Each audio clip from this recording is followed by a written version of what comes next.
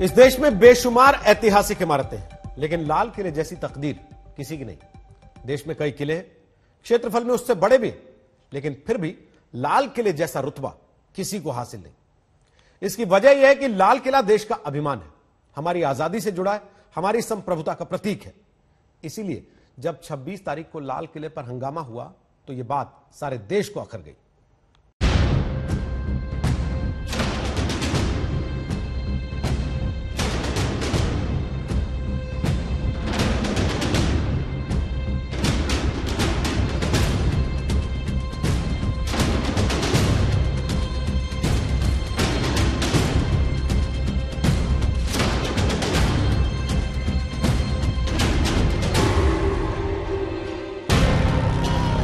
तस्वीर ने देश का दिल क्यों दुखाया? इस तस्वीर ने देश का सिर क्यों झुकाया? इस बार की 26 जनवरी को क्यों नहीं भुला पाएगा हिंदुस्तान? किसान आंदोलन में जो हिंसा हुई, वैसा हंगामा तो देश ने पहले भी देखा है। फिर इस बार ऐसा क्या खास हुआ जिसने किसान आंदोलन को बांट दिया? जहाँ जहाँ कमेटियां बनी हैं, उन कमेटियों को भी पूछा जाए कि तुम कहां थे कल सुबह जब लोग यहां जा रहे थे, वहां जा रहे थे, वहां जा रहे थे? कहां थे सब? उनसे पूछा जाए ना। केवल राकेश टिकैत से बात नहीं बनती है यहाँ। मैं कल की घटना से इतना दुखी हूं और इतना शर्मसार हूं। मैं आज घोषणा करता हूं कि अपने भारतीय किसान भानु की जो संगठन का यहाँ धरना चल रहा था लगभग 58 दिनों से, उसको खत्म करता हूं।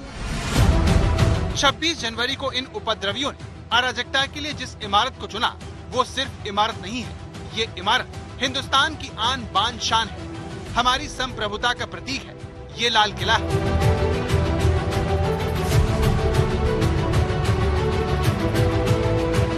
आजादी के बाद लाल किले पर जिसने बुरी नजर डाली है, उसे मिट्टी में मिला दिया गया। लेकिन जब देश ने ये तस्वीर देखी तो वो हिल गया। उसे यकीन नहीं हुआ कि ऐसा भी हो सकता है, क्योंकि लाल किले पर यह तस्वीर तो हर देशवासी को याद है, जिसमें हर साल 15 अगस्त को प्रधानमंत्री तिरंगा झंडा फहराते हैं। लेकिन इस बार के गणतंत्र दिवस पर वहां उपद्रवियों का कब्जा था। सैकड़ों की भीड़ सीढ़ियों पर थी। ऊपर चढ़ते लोगों में एक अजीब सा पागलपन था, जिसके सामने पुलिस हथियार डालकर तमाशबीन की तरह खड़ी थी। लाल किले ने कई लुटेरे देखे।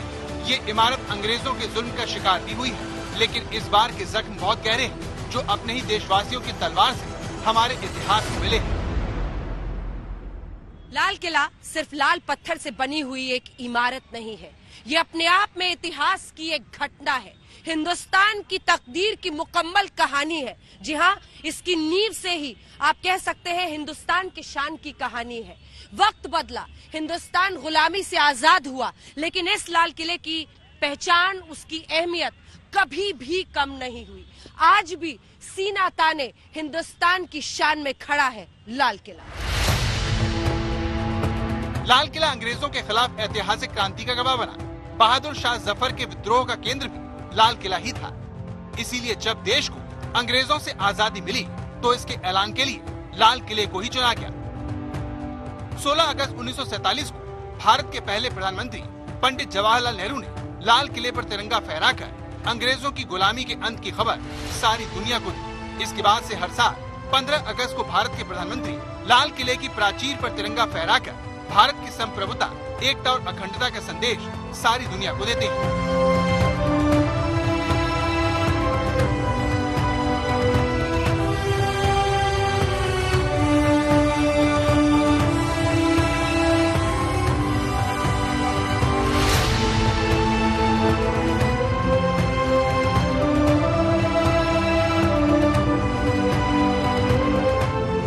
इसीलिए इतनी अहम जगह पर जब ये हंगामा देश ने देखा तो करोड़ों लोग सहम गए, सोच में पड़ गए कि क्या ये वही लाल किले की प्राचीर है जिसका अपना एक इतिहास है। लाल किले की प्राचीर को औरंगजेब ने बनवाया था। उसने किले को आड़ देने के लिए इस तरह की दीवार खड़ी की, जिसको उस समय घूंघट वाली दीवार भी कहा जाने लगा था। आपको बताते चले, अपने कैद के दिनों में शाहजहां की ओर से आगरा से औरंगजेब को मैसेज भिजवाया गया कि तुमने किले में दीवारें इस तरह से बनवा दी हैं जैसे दुल्हन के चेहरे पर नकाब डाल दिया गया हो। लेकिन ये प्रदर्शनकारी तो औरंगजेब से भी आगे निकल गए, जिन्होंने देश का ही सिर झुका दिया। क्योंकि जिस लाहौरी गेट से लाल किले में एंट्री मिलती है, जो लाहौरी गेट लाल किले के 5 दरवाजों में सबसे अहम है, जो संगे मरमर के गुंबद और लाल पत्थरों के मेहराबों से सजा है, उसी से 26 जनवरी को उन्मादी भीड़ लाल किले में दौड़कर घुसी। इन उपद्रवियों के हाथों में डंडे थे, कुछ लोग ऊपर चढ़े थे, कुछ लोग सुरक्षा कर्मियों के लिए बने अस्थायी ढांचे को तोड़ रहे थे, हाथों में तिरंगा भी था, लेकिन वो क्या कर रहे हैं इसका रत्ती भर भी ख्याल उनके मन में नहीं था। वो एक इमारत ही नहीं, दिल्ली के वजूद को भी छलनी कर रहे थे, जिसकी बुनियाद ये लाल किला है। लाल किले को मुगल सम्राट शाहजहां ने बनवाया था।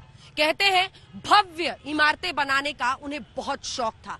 आगरा तब राजधानी थी मुगल साम्राज्य की।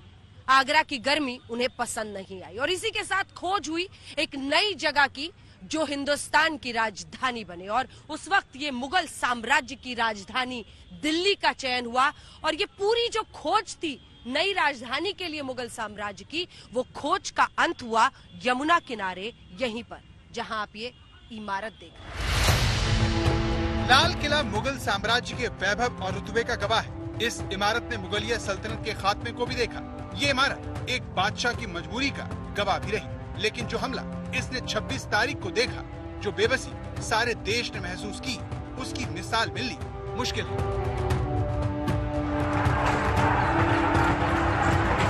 ये वीडियो वायरल है, जिसमें हजारों प्रदर्शनकारियों की दया पर इन पुलिस वालों की जान। खौफ इतना है कि पुलिस वाले पूरे होशो हवास में लाल किले की सुरक्षा के लिए बनाई गई उस खाई में कूद रहे हैं, जिसे दुश्मनों को लाल किले से बचाने के लिए 450 साल पहले बनाया गया था। लेकिन लाल किला बनाने वालों ने सपने में भी नहीं सोचा होगा कि एक दिन ऐसा भी आएगा कि अपने ही देश के लोग हाथों में डंडे लेकर अपनी ही पुलिस पर बरसाएंगे और पुलिस वालों को जान बचाने के लिए इस तरफ भागना पड़ेगा। जिस लाल किले में हंगामा हुआ, वो हिंदुस्तानी मजदूरों की मेहनत का परिणाम है, जो विश्व स्मारकों में शामिल है, जो हिंदुस्तान की धरोहर है।